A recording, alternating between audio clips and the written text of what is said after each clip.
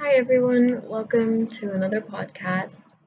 Today I'm not gonna make a video podcast, but more uh, just audio. I'm not really sure what I'm gonna put in the background on the screen while the podcast is gonna go on, but I can figure that out later. So, to anyone who's listening, I hope you have been having a relatively easier life. I know that it's really tough for everyone right now. It has been for the past year. We literally, and I don't mean that lightly, I mean literally, we have gone through a pandemic and we're still. I'm not sure if this should be considered the post pandemic times. I'm not sure we're there yet, but well, hey, the vaccine's out, right?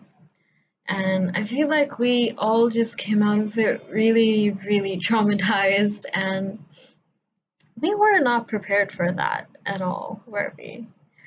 So I understand that me and like my friends and people I know, people I see on the internet, everyone had a lot to deal with this year, the past year. This year just started, but yeah.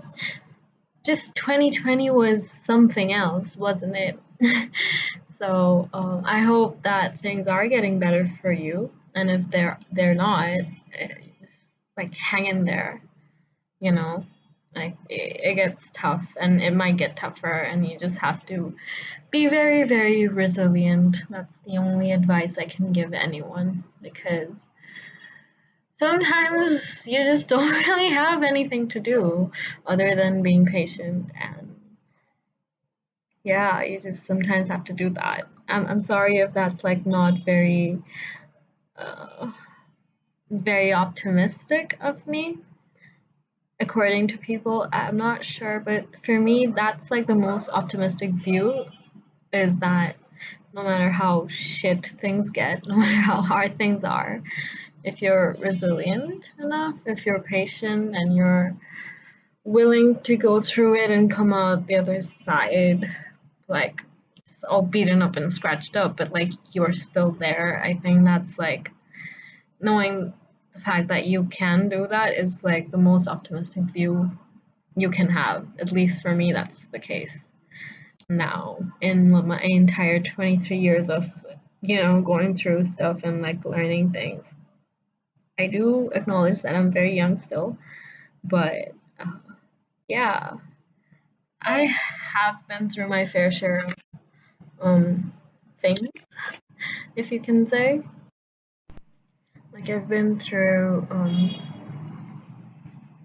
well, not a lot of things, but I consider them to be like life altering.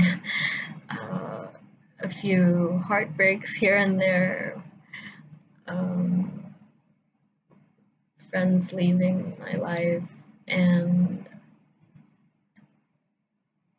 realizing that my perfect childhood memories they weren't really as idealized as they were in my head, and like having to cope with that and a lot of other things, and learning that I have um, BPD, which is a mental illness, and well, it's a problem, and it requires a lot of um, self healing and coping and everything, which I would like to talk about in the future. So yeah, just like through everything, I think the best advice I've seen anywhere is that you really have to be resilient. Like I know I've already used this word like 3 times, but it just seems to me that if you know that you can get through anything and you'll be like still existing and being like you're gonna come out of it, and I'm not even saying stronger or better, just knowing that you can get through something and having that belief really makes any problem just less heavy, I feel. I'm not sure. It's just like it works for me knowing that. So maybe it'll help someone else. Well, look at that. I have been talking about nothing for first 5 minutes of this podcast. So, I really don't script anything, and the main reason that I make these podcasts is to just really practice talking and like putting myself out there. And I know I have like an audience of 2 or 3 people, and I am not consistent at all, which is a really bad thing. But maybe it's like, like I'm not earning money from it. I'm not really. This is just like something I like to do as a hobby. So I think that's okay. But yeah, I would like to be more regular too. That would be fun. So let's see. So I don't really script these, as I mentioned, but I do write down like certain topics that I would like to touch upon or talk about, and then I just like ramble on, and I don't know. It's like a online journal or something, you could say. So okay. So the first thing I would like to talk about is that so I recently went through something really difficult, and by recently I mean like the past 4 or 5 months, and it has not been easy. And I am trying to really take a look at myself and learn from this. Like, what can I take away from this? Like this thing is happening to me, and it is completely out of my control. So, how do I deal with it in a way that it doesn't cause me a lot of trauma, but I can really figure out how to become better from this in a way? I don't know if that sounds really cheesy, but that is what I'm trying to do. And I'm trying to really make sure that my problems or issues that were playing a part in what happened really get fixed too. And I know that it's like it's not gonna happen if I just like wait and not do anything. I have to like, actively try to fix things. So that is what I'm doing currently. Um, so another thing that I've been trying is to really look at my life and like look at the habits I have, uh, and I realized that the rest of my life that I just always thought about, like, oh my god, the rest of my life, the rest of my life, the rest of my life is right now. Like the rest of my life has started. I'm 23, and I think until I have this like mental age limit in my head. Like I had certain goals, like by 30 I have to do something, by 28 I have to do something, stuff like that. So I feel like the clock is ticking, and no, it's not just marriage or having kids, but it's like, having like doing something I really, really love, and having a job that I enjoy going to, or maybe working in a firm that I really love, or a studio that I really love, or like, stuff like that. So for some reason in my head, the range is up to 30. I have no idea what I'm gonna do when I turn 31, but like right now, it's like I'm scrambling to really get things done when by I'm 30. And I know that's like a faulty way of thinking, and it's like a bit of like it comes from toxic patriarchy, because women are told that their lives basically end after they're 30. And I'm starting to like realize that that's really not the case, and I have to it's really difficult, but I have to try and relearn these negative, like I have to like unlearn these negative messages that are like encoded in my brain. So I recently, as I mentioned, I went through something, and I wanted to take a look at my life and see if like I'm truly the person that I wanted to be when I was 16 or 15 or 12. And yes, a lot of me is makes me really proud, thinking like I know I would make my 16-year-old self really proud if I think about a lot of the things I am today. I'm not going to mention those things because it's going to sound like I'm gloating, and that's not the point of this. But a lot of the charm I had when I was younger, like I was so into reading, and I was so, I wouldn't say smart, but I was like very witty, and I had like an impeccable memory, and these things are like lost now. And and when I say lost, I mean really lost. Like my memory is so bad, and I don't know how to, like, how that happened, but like it's like I have become a zombie, and I'm constantly running on autopilot. And I obviously don't want that to be the case, and I'm grateful that I actually could figure it out early on. And it's like not something I am taking lightly, because I mean, I don't want to continue being this way. So I want to like be more active and have a better memory, and you know, really interpret things the right way and make good decisions so that I can actually, achieve things by 30, or even like by 40, 50, some like stuff like ages, at any age, but really also enjoy like where I am currently.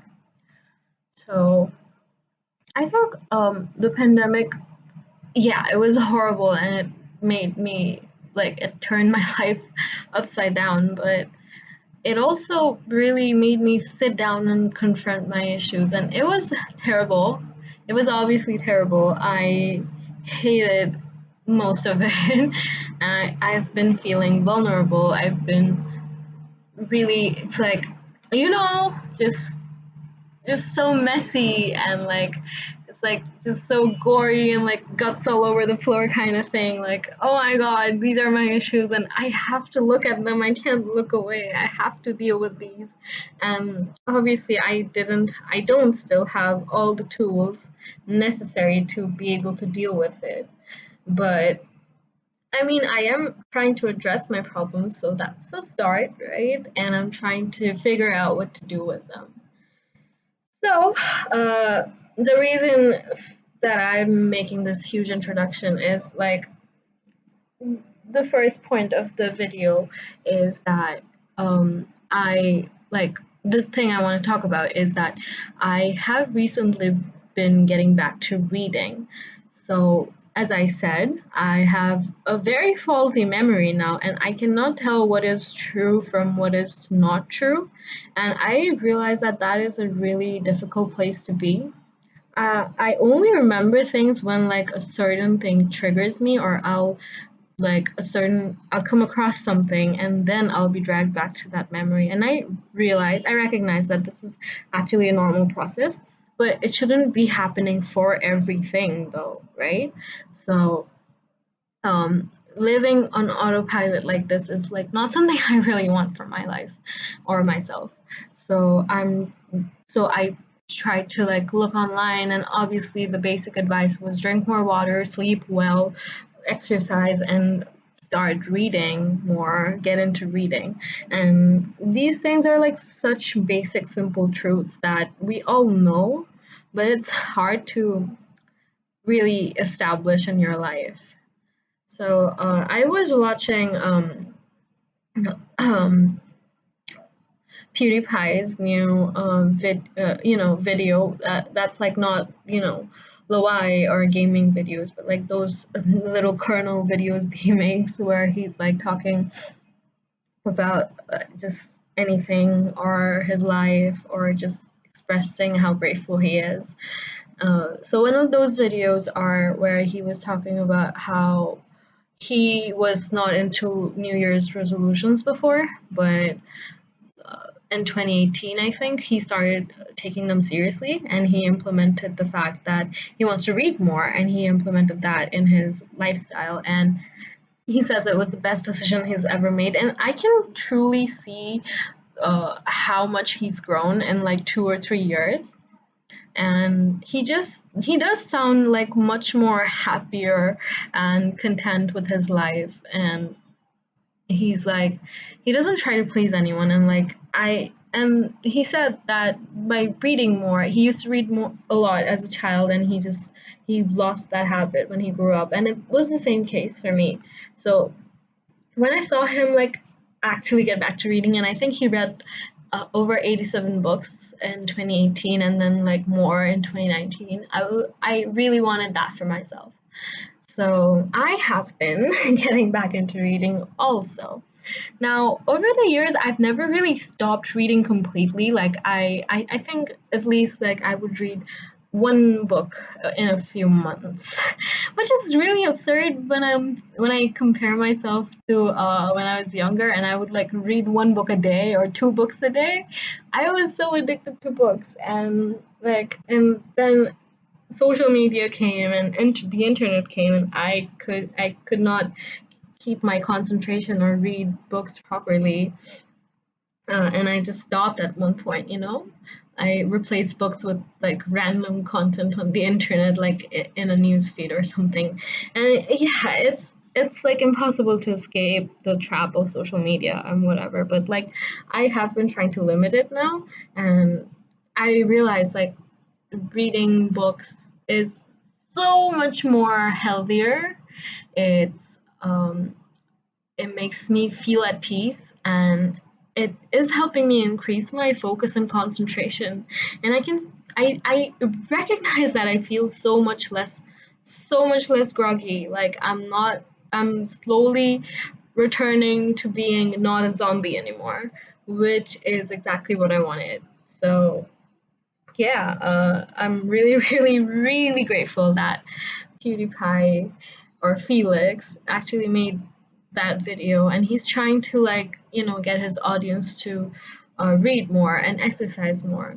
So what he said in his video was like something I already knew. Yes, everyone knows, but it's nice to hear these simple truths over and over.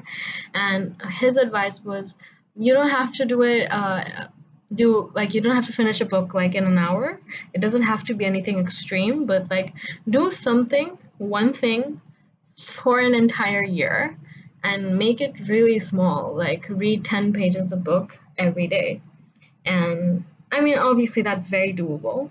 And he's like, on top of that, I've read books about books on creating habits before, and they always advise you to not take on too many works. So, uh, like, that really does correlate with what he said. So I decided that yeah, I'm gonna do this too. And so he has this book club, and I'm like really, I'm gonna try and keep up with his book club. Like who would have thought this gamer channel will at some point turn into a book club? And like I would read along with him. Like, I don't know. I'm just really happy at the person that he's become. I don't want this video to turn into like me praising PewDiePie for like an hour. But yeah, I love him, and I love what he's doing for his audience. It's amazing. And like it's changing my life right here. And I can only imagine just how many people he's helping. So yeah, uh, for me, like I'm getting back to reading. I opened up a Goodreads account. I used to have one when I was a child. I don't know, young adult. I'm not sure, but I used to have one when I was a teenager. Yeah, and now like I just restarted, and I really want to see how many books I can read this year. My goal is to read only 12 books this year, 12 or 20. I'm not sure, but if I surpass that, then that's great. But at least like one book every month, so at least 12 books this year. I really hope I finish that. And in PewDiePie's book club, he's reading a lot of philosophy right now. And I actually started one by Schopenhauer. I'm not sure if that's how his name is pronounced. I'll learn it later. Sorry. So I'm really enjoying it. It's different from things that I've learned, and I recently did have a philosophy course, so it's interesting, I will say, and it's a different outlook at life. And it's funny how people from the past have actually had such what would you call it? Had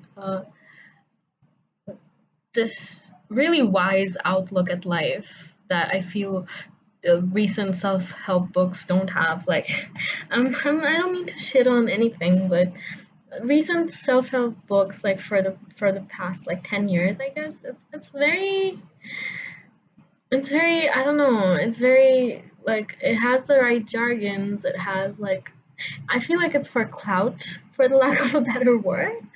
And oh my god, I remember in 2017 there was this whole motivation hype thing. It was a fad, and everyone was like being a motivational speaker. And now that I look back at it, that was so cringy. And they're like, yeah, like this book is not like that at all, obviously. And I forgot the name of the book, but let me just quickly check it. So it's called The Wisdom of Life, and it's by Arthur Schopenhauer. And again, I'm sorry, I'm pretty much butchering the pronunciation of his name, but yeah. Uh, so Other than that, I also started a book called The Girl on the Train, and I really picked it up because it was an easy read, and the ratings weren't all that bad. But I am not really. I mean, it's all right. It's an all right book. I would probably rate it like a 2.5. I'm just struggling with finishing it, and I think I've read like halfway through, like 50% of it, and I started it like 2 days, 1 or 2 days ago, and yeah, I'm just like waiting to finish it, and I don't want to put it aside and not finish it because like that would defeat the purpose of me trying to get back into reading. So no matter how hard it is, I'm going to try and finish this, like for sure, and get that like dopamine release, and I'll be like, yes, I did something. And I that's really what I'm trying to instill in myself by getting back into reading. So it's not about just the joy of reading, but like this delayed dopamine release that I would get from reading a book is going to be far greater than what social media provides me. And I think most of us, I don't know, a lot of us have really forgotten what that's like, and we just want things instantly. And we're like abusing the receptors in our dopamine receptors in our body. And I think that's part of the reason why I feel like a zombie and I feel kind of like depressed, and not using that word lightly. I really have been depressed, and so I'm really trying to, like take a stance and be like, okay, no, right, this is not good. This is not right. I have to fix this. So yeah. So okay. So The Girl on the Train. I am reading it. I'm halfway done, and I would not recommend it to anyone. Like, yeah, the first pages are pretty easy to read. It is an easy read if you don't care about a story. I don't like the way the story is progressing. It has unreliable narrators, which is fun for me. I like that, but like the story isn't really amounting to much. She could have done so much more with the story. And when I picked it up, I was like, "Oh, okay, this can like get really creepy or really weird," but it didn't. So, and a lot of people compare it to Gone Girl. I did not read the novel, but I watched the movie, right? And apparently the novel is even better, and I loved the movie. So I have no idea how people are comparing it to The Girl on the Train, because I watched the movie of The Girl on the Train. Sorry, I'm guilty for that. I finished half of the book and I just watched the movie, but um the movie was so disappointing, and the book is disappointing too, and it just does not compare to Gone Girl at all. So yeah, no, I really don't. I wouldn't recommend this. I would say if you're like me and you have like a huge reading slump of like a few years, a few whole years, I'd say pick up Sidney Sheldon. Like he makes thriller books, and it's honestly very easy to read, and the characters are amazing, and I really like the strong female leads he has. Like most writers I know, he has like a certain a formula, and after you read like two or three books, you can kind of get like, oh, okay, so this book's literally gonna be the exact same thing with like different characters and different, um, stories, but like at the end of the day, the progression is the same. But even then, I really enjoy his books and the way they're written, and it's fun. There's twists, and like I like that. I enjoy thrillers a lot. So yeah, I would say like pick up Sidney Sheldon. Very easy to read if you're trying to start up like me. Yeah. So that's that. And I've decided that I'll read at least 10 pages a day. So when I'm gonna so the problem is like when I pick up books, in my head I'm like, oh my god, no, like, oh, I have to finish this, or it's so hard, or like it's like I don't have enough time to like actually do it. It feels difficult. So like I'm by this 10 minutes a day thing, I'm going to eliminate like the struggle of like fighting myself to do something hard, because it's only 10 minutes and I'm going to do it at the end of the day. So it's like it's not as daunting anymore, and it's like it's this one thing I'm committing to, right? And like no matter what my entire day goes like, whatever anything happens, I can still read something for 10 minutes a day. And I hope I can continue doing this even if I'm like really upset or sad and like my life's gone to shit and like some bad thing is happening. I hope I can like come back to it and just read those 10 minutes. Like, even if like for 10 minutes I read one page, that's just, oh, sorry, even if I read 10 pages, like it takes like, half an hour or 5 minutes, who knows? Like, as long as I'm like doing that every single day for a year. I really, really want to commit to this and see what I get out of this. And I will make a follow up video on this after 1 year, and I hope by 2022, if I'm alive and healthy and I can talk, I'm sorry, I'm being so dark. I don't know why. But yeah, if I'm alive and healthy, I can actually, help people. Like, oh my God, I read like more than 12 books this year. Yay! Because that's so much more than any other year for like the past 5 or 6 years. So yeah, I don't know, but I am so excited about this. Okay. So the other thing that PewDiePie also mentioned, and like I wholeheartedly believe in that. Like he said that he also committed to exercising, and he did it to like he started very small, and he did it like every single day, I think, or like I don't know, like most days of the week, and he actually said that even if he had a bad day, he started seeing that by exercising regularly, he got such good results in his life. Like if he had a bad day, that day would be turned into a good day after he gets like those endorphins from working out, right? So he also committed to that. And for me, I'm like, I know the kind of person I am. I know myself really well. So, what I will most likely do is, so now that I have this one habit that I'm trying to implement into my life, I'm going to start piling up other habits that I want and like try to like do a lot of things. That's who I am. I completely am calling myself out on this. Like I'm gonna do like a intensive reading for 1 week, and then I'm gonna slowly stop doing that, because on top of reading I'll try to exercise, and I'll try to make a lot of YouTube videos, and I'll try to do a lot of paintings, and like I'll put one good habit on top of another before like something solidifies. So everything's gonna come down collapsing, and I'm gonna end up like on my bed for like 10 days doing nothing. And this year, I really don't want to do that. So I am really, really committing to just reading 10 pages a book every day. That's my only goal for this year.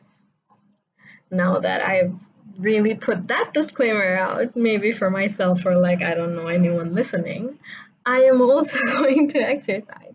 But it's not going to be a habit. It's going to be something that I'm going to do when I have time. It's not something I'm committing to.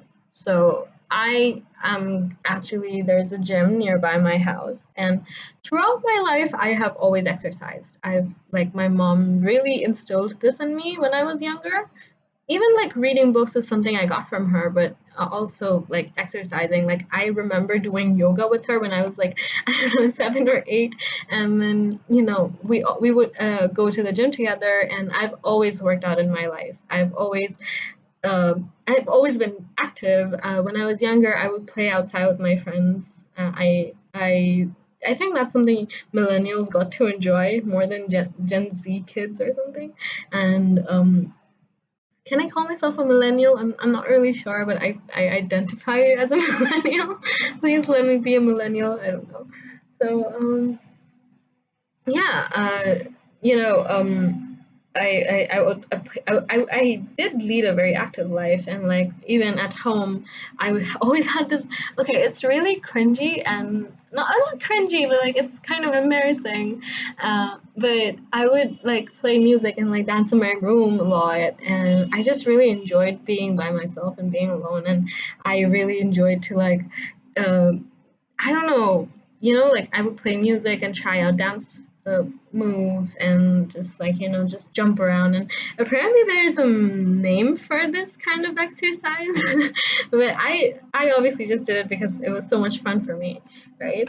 So now that I'm 23 and stuff, I really don't do that anymore, and I don't know. I don't know if I can but back to that, but like I realize now my life is just so sedentary. Like I'm always sitting or I'm always, lying down. And when I was in Malaysia for like a year, I tried to, work out whenever I could. I started the gym like twice, and yeah, like I did go to the gym for a month, and like I started lifting weights properly, and I love it. I love to, like work out properly. And there's so much to learn there, and working out made me feel amazing, and there's just like no substitute for that. It gave me so much confidence and like made me feel better, and just gave me a lot of energy, and made me feel active.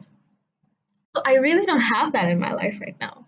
And yeah, I'm just going to like, this I'm not looking this year for exercise to be like the thing that changes my life. Like, I want that to be reading books, but I'm going to additionally just try and exercise whenever I can, whenever I feel like it. So it's not really going to be my habit for now. For now, it's just reading 10 pages a book. And then exercise whenever I want to. I joined up for a gym membership near my house. I'm going to go with my brother, and we're going to work out together. And hopefully, it's going to I'm gonna slowly come out of this groggy zombie-like phase that I have been going through because of, being quarantined for so long. And oh my God, I have been quarantined for so long. Like, I was alone by myself for 8 months without meeting anyone. And I mean, I can write a book about that and about how difficult that was. And I'll make a separate video on it if I ever want to, but like, just a brief like description of what I went through. I had to pretend like I was okay in front of my parents because they were so worried, and it was impossible for me to come back because I there was no certain fixed time that I would be able to come back, right? So it was like, okay, I'm stuck here, and I can't go out, and I don't have friends here, and I don't know anyone here. And like my roommate went back to her country. She used to be in Indonesia. She is from Indonesia, so she went back, and I was alone in my dorm, and our dorm was secluded from like the main areas, so I couldn't go anywhere. And it was the worst 8 months, I think, of my life, and I tried to be positive every day. And all I had was like contact with people online, and that just really doesn't substitute, talking to people in real life. And I lost people very close to me during that time. I don't know. I think I tried my best, I know, but I was just really affected by it, and I got really, it broke down my personality, I would say. I'm not ashamed to say it because, like, the fact that I'm still alive and talking right now, making another podcast, just feels like such a big accomplishment and feels like I successfully made it past that.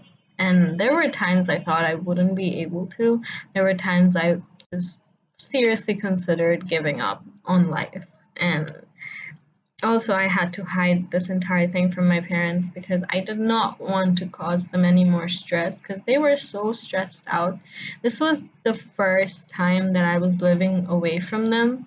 It was so difficult for them, and they only allowed me to come because this has been my dream forever. And now, look what happened. I'm like stuck in the middle of a country where I don't know anyone, and um, I don't have any family or any actual friends.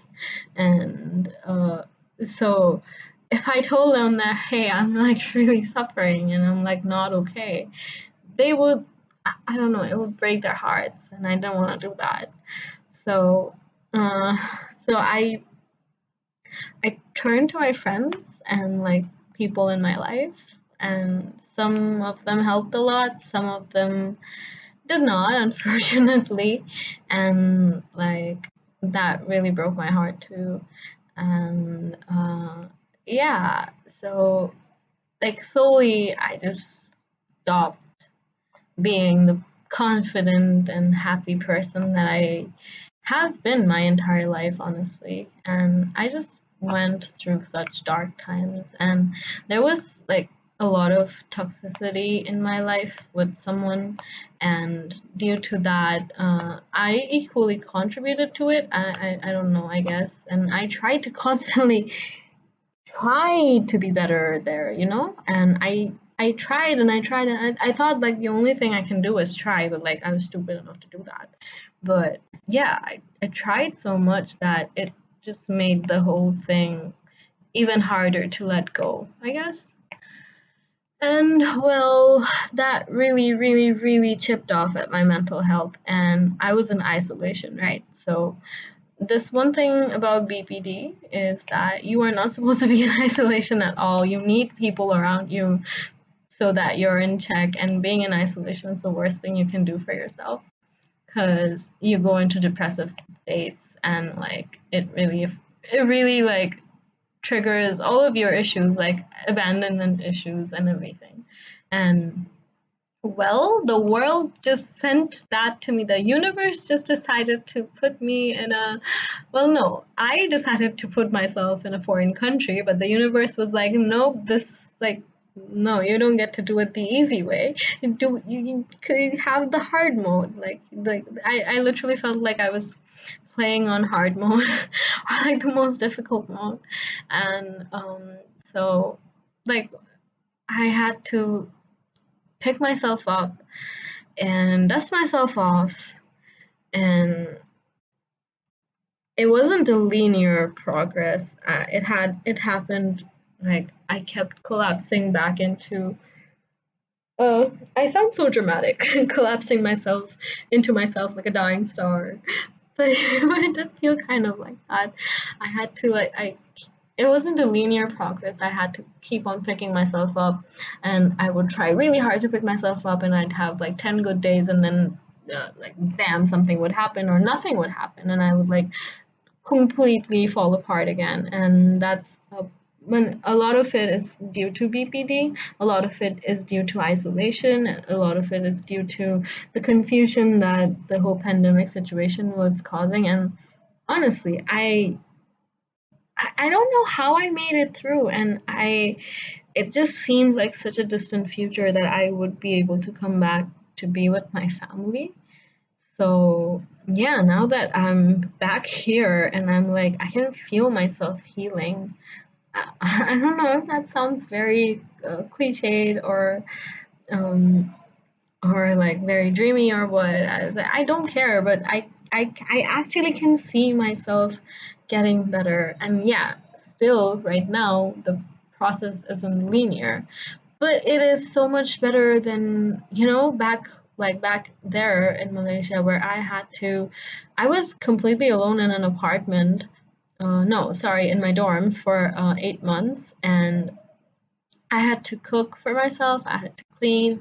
I had to uh, like fill my days with Netflix and like trying to exercise by myself and like deal with like a toxic situation and then talk to my friends just online and then like pretend like everything was like a-okay and impeccable and just I was so happy in front of my parents because again did not want to break their hearts. So just dealing with all of that was so exhausting. And then I moved into an apartment for a few months after the boards, and that was a better change, I would say, than the dorm. I just had to get out of that dorm, and I was sick of looking at like the same view from like a one room all day because like in my dorm I just had one room. So after I was out into like an apartment, like my life slowly became better. Like, but those days were so difficult. I had to learn how to live completely alone without a roommate in a big whole house. I had to learn how to pay rent, how to pay bills, how to do this and that. And I tried to, and I was so bad at budgeting. I still am. This is something I'm also going to learn this year, how to budget your money and save up and like, not spend recklessly. And I had to do all of that and like by myself amidst all of this. So I don't know. I'm just really happy that I, made it through and that I was resilient enough to make it through. And I never really talk about this all that much with my friends because, like, I feel like I don't want the entire conversation to be about me, or I don't want to keep saying the same things. I don't know. And I understand that everyone had their fair share of troubles, but I personally feel like it's just like I'm so happy that I held on and I was resilient enough to do that. And I would say if you're listening to this point, this far, it's like whatever it is that you're going through right now, like you can do it. You can go through it, okay? Even if it's like you are not even dealing with it, it's just happening to you. Just like hold on tight and just like let it happen to you and then like slowly try to find the tools to be able to deal with it. I tried everything and then for days I gave up and I just lay in bed and I just ordered junk food and watched something and just tried to not think about things, you know but like the fact that I didn't give up is like I'm so grateful to my past self that she made all of those, she made it through that struggle. She made it through that kind of situation, which I never thought I would go through. Like, did any of us? I don't think so. So, yeah, like I think we all deserve a pat on our heads for going through a pandemic. And yeah, I know it's not over, but it feels like it's like the repercussion that the problems are much less now. God, I can't even English. So yeah, a little pat on our heads. I'm patting my own head. So yeah, you can do the same to yourself. So, uh, I actually made notes on my black book here, and so it was getting into reading and exercising also. And so, another thing is learning to confront the fact that some things are out of my control, and like adding to what I just rambled on about. This is something that I also started to learn this year, and I'm like really trying to make myself learn this. This is like whenever something is out of my control, I have this tendency. I think it's my personality.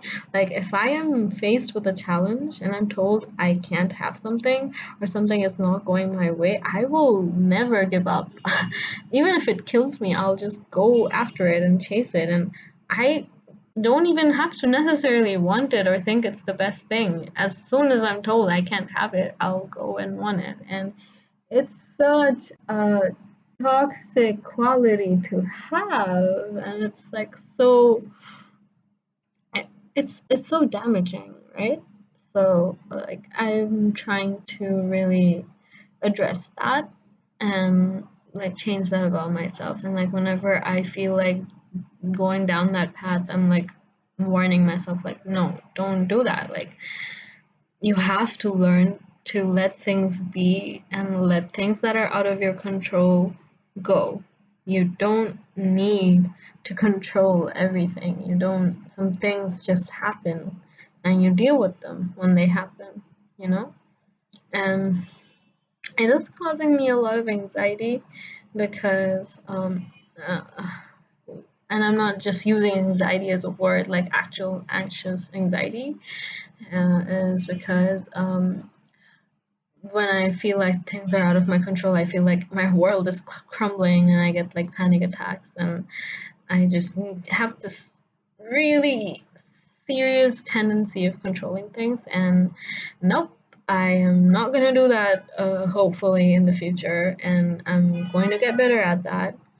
And like 2021 is all going to be about like, yeah, addressing your issues and getting better and reading. So, yeah, that's one of the things that I would say I learned from last year, or like I learned that I have to learn from last year. And like, so a nice segue right now would be me talking about my mental health.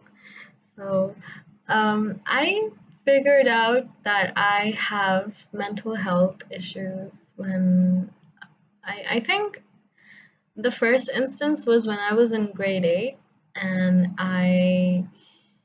grade 8, yeah, 7 or 8. So like suddenly I had this hollow emptiness inside me and like I could not explain it to anyone and I became so depressed, but for no apparent reason. I had everything that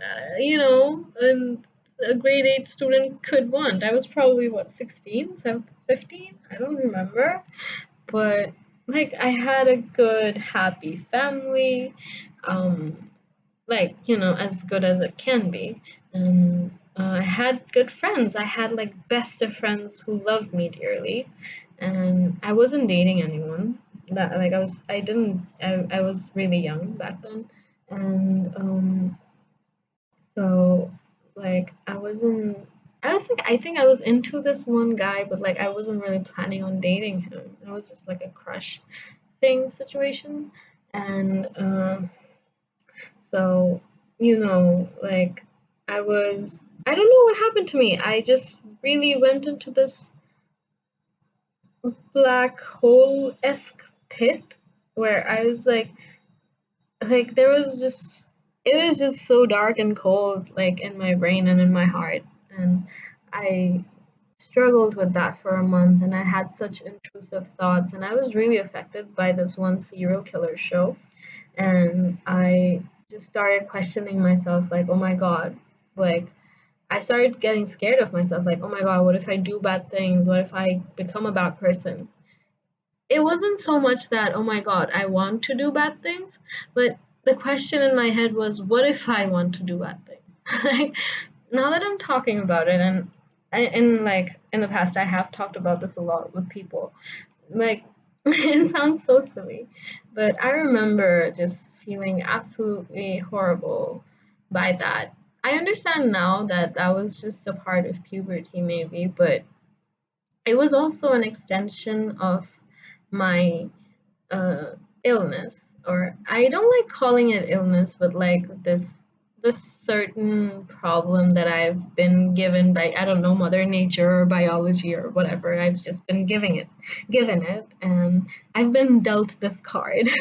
So so my I now realize that my BPD actually started back there, and so I did not do the right thing, and my family, I understand that they didn't understand it either. They tried to help me, they tried to listen, and they would buy me stuff and take me out and try to make me. Nothing made me happy, and so like they didn't take me to therapists, and I didn't want to go to therapists because I was just there was like a lot of stigma back then, and I just really didn't want to think that something was wrong with me. So um, I did try to talk to a family doctor that we have, but she didn't really help all that much. So um, I do wish right now that I had gotten some sort of therapy back then, because if I did, I would at least know that, oh my God, this isn't me, and it was just the onset of a problem that I'm going to have probably for the rest of my life. And if I had gotten it treated back then, maybe it wouldn't be pushed back at the back of my mind and then like take this monstrous, disastrous form in the future. So yeah, but so what I did was like after a month of never feeling better and never just getting past it, I made a decision, and I remember making this distinct decision that I am going to put this behind me. I'm going to put this out of my head. This is not real. This does not exist, and I'm going to pretend like I'm normal. And I started doing that. I started pretending like everything's okay, and my family was so happy. Like, oh my God, yes, you like this is gone. This was just a phase or something. And then after a few months, years, I was like, oh, okay, that was just probably a part of puberty, and like I hope it never comes back. Like I hope I never have to go through that again. But fast forward to 2017, 2017, 2018, like when I got into university, here in Bangladesh, uh, I met a few toxic people, and then like I made bad choices and friends, and like they kind of didn't help me grow as a person, and but instead like they made me regress back into like in a bad place. And I started being really insecure and unhappy about myself, and like so in my entire life I didn't really hang out with too many people, and the bunch of people that I hung out with were like just exactly like me, and we were like very secure in our lives, and we just always trusted each other. So I had a lot of places and situations where like my trust was taken away from me, and I was always so extreme about that when that happened, it was like my life took a 360, sorry, 180 turn, and 360 would be like the same, but like 180 turn, and I was just like my life completely just how do you call it? Collapsed? I don't know, like everything just got jumbled up, and I like even now that I'm thinking about it, like as soon as that happened, it's like my BPD and like everything that happened in grade 8, that like what I felt, what I went through just instantly came back, and I realized that it wasn't solved or fixed. It was just like hidden behind like some deep corner of my brain. And the minute like I was like not the minute, but like when I was like I faced a huge betrayal, I really just went on to autopilot, and I just went like my brain switched on survival mode, and I don't even remember most of the things I did in those 2 or 3 years, or even up till like last year, like or last year December or something. And talking about it is so weird now. But yeah, like now that I'm looking back on it, I have such hazy memories. I don't remember most of what I did or what I said to people, and I just became not myself. I always wanted to make a conscious effort to be kinder to people and nice to people, and I wasn't really my best self. I will admit that I did wrong, terrible things, and terrible things were done to me. And this whole time, like I I just I never really addressed like, oh my God, what is happening to me, and why am I not fixing it? So I am a big believer in never blaming your problems onto your mental health or mental issues. Like it's not, I never want to justify it, because yes, my mental health contributes and influences my decisions, but at the end of the day it's me who's making these decisions, and it's my responsibility to fix my mental health so that it doesn't affect other people. And that's just something that I really am working on. And if I had realized or worked on it back then I guess I could have saved myself and other people a lot of trouble, I'm pretty sure.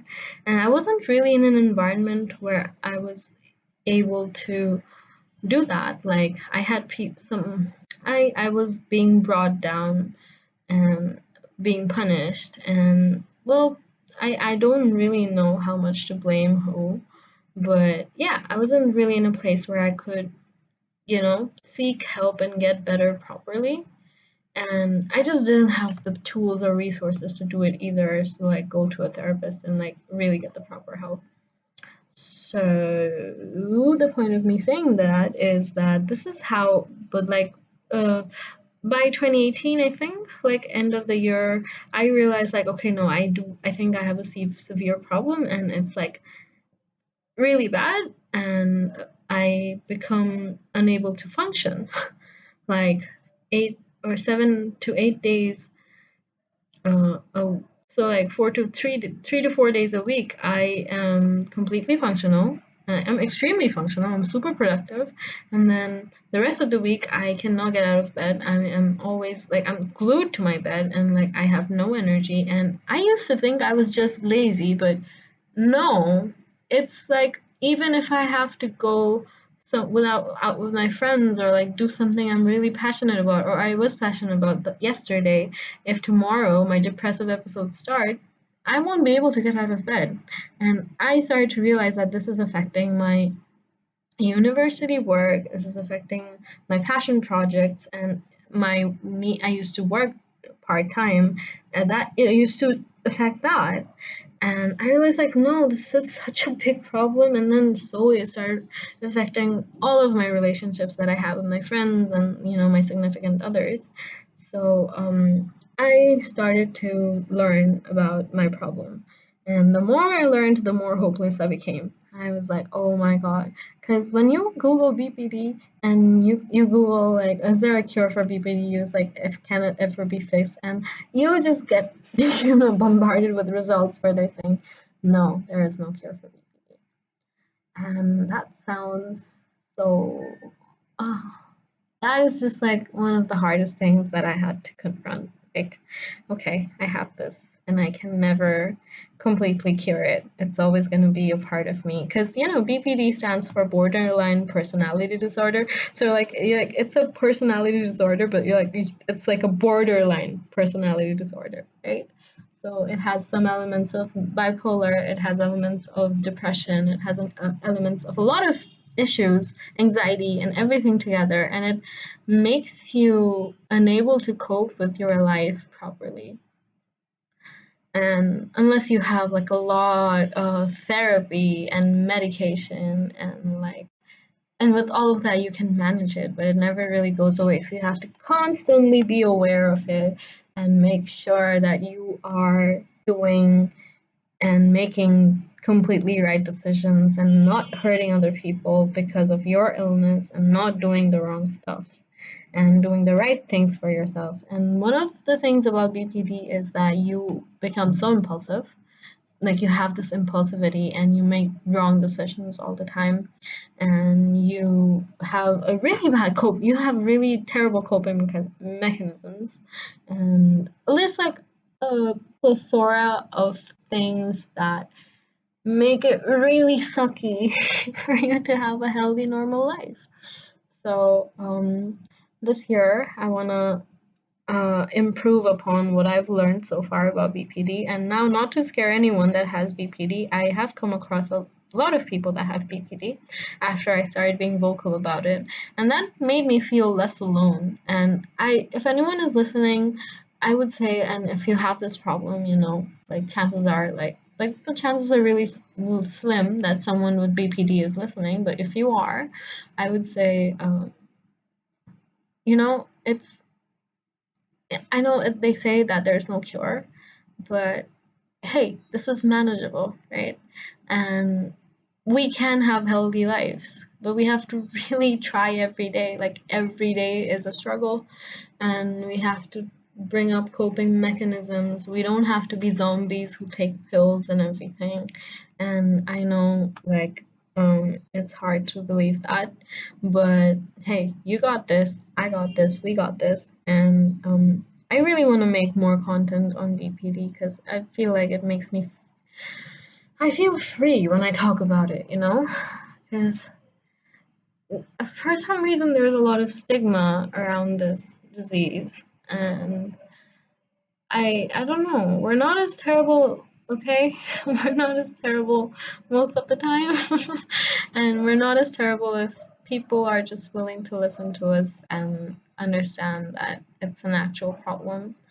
And we need support. We need a good community of people who are willing to understand and recognize that this is a lot of times out of our hands, and just keep us in check, but gently keep us in check. And I have so much to talk about this and talk about on this issue, but for now I would like say that I don't want to talk about this anymore in this video or podcast. I would say that uh, for now, I would say so the few of the resources that I have are this online therapist. Like, he's not an online therapist. He is an actual licensed therapist in the state of Texas. As he starts every video like that. So like I have that memorized. But yeah, Dr. Daniel Fox is an is a licensed therapist in the state of Texas, and he makes videos.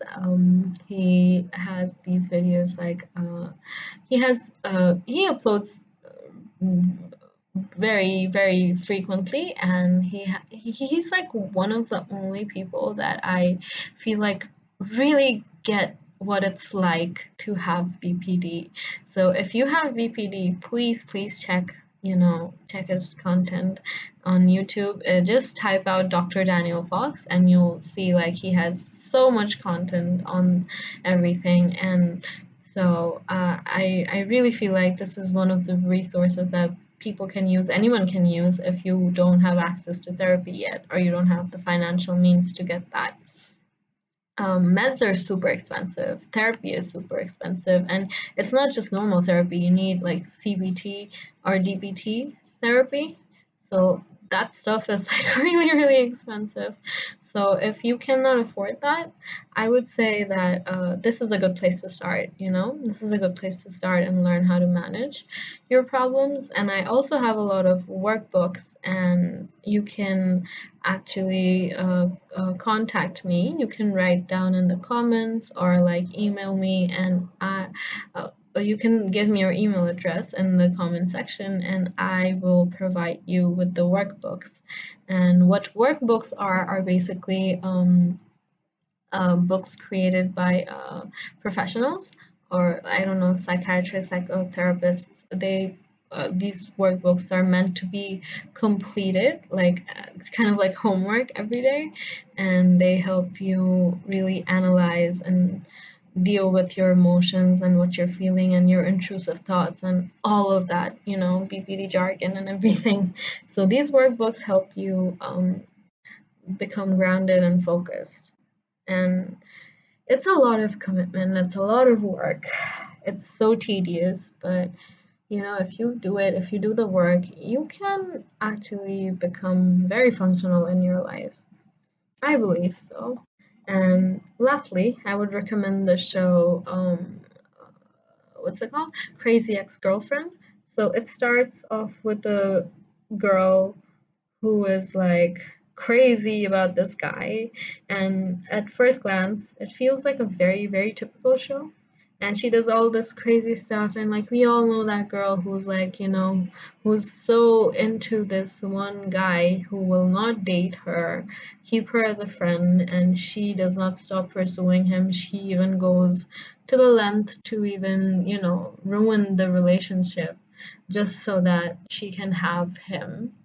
And like at first glance, the first one or two seasons feels like that, but slowly as you keep watching it, you realize like what she's doing is kind of like not because she's evil or anything, but it's like she has a mental illness that she doesn't know, and that's making her act this way, and the longer she doesn't confront it, the worse it gets, and she's trying to fulfill herself by dating someone or trying to be with this person, and it's actually her avoiding her own issues that she feels inside, and then it's revealed that she has BPD. I'm sorry if I ruined the show for you, but just please keep an open mind and watch the show. It does help you figure out exactly what kind of issues you face as a person with BPD, or if you have a loved one or someone in your life, a friend who has BPD, this will help you understand them better. So, yeah, I would definitely recommend people to watch that. So, these are some of my tips for controlling and dealing with BPD. I hope that helps people. I don't know. I doubt anyone is even listening to this at this point, so I can say whatever the hell I want. I don't know. Shrimp. Blah. Yeah. Okay, I'm not gonna do that. Anyway, so um, this is something else I want to talk about, like my BPD, and like yeah, I feel so free just like talking about it in a way that it's like, oh my god, I have BPD. It's like something so, like I can't talk about it ever again. Like it's a weakness. Like I don't see it as my weakness. I see it as like this ugh, this like honestly this annoying thing that I've been dealt with, and like I treat it as like an injury I would have, like um on my back or like on my legs or something, and I'm like, oh god, I have to deal with this forever now. Great, how can I mitigate it, and like how can I minimize the effects that it has on my life? Like that's just how I see it, and it took a long time to see it this way, but honestly, perceiving it in this manner really helps me not be scared by it, if that makes sense. So, yeah, I hope anyone who has this can also get to this point and then further beyond, where BPD does not interfere with their life at all. That is where I aspire to be emotionally. So that's all I have to say about BPD. Um, I wanted to make a longer video where I talk about more art stuff too, but I feel like this is a good video. I feel like I'm like I've been talking for an hour, and I feel like I said what I wanted to say for today, and this feels good. Like I want to end on a positive note, and I don't know why, but this feels like a positive note. And so yeah, let this just be a podcast about me picking my brain and just like just talking about what I went through in 2020 and what I'm trying to do. So like a recap, if I have to give you a recap this year, uh, after 2020 and its misery has gone away, in 2021, I want to get back to reading. And so I'm committing to 10 pages a day every year, and I want to at least complete 12 books this year. Then I am also going to add exercise into my life again, but not exclusively or extensively or really with a lot of dedication, but just like, oh, hi, exercise, hi, let's go out. Like, I'm not committing to exercise, we're just like dating. And other than that, learning to confront the fact that things are out of my control, a lot of things are out of my control, and I have to make peace with that. And then focusing on my mental health with the resources that I have, the resources that I mentioned. And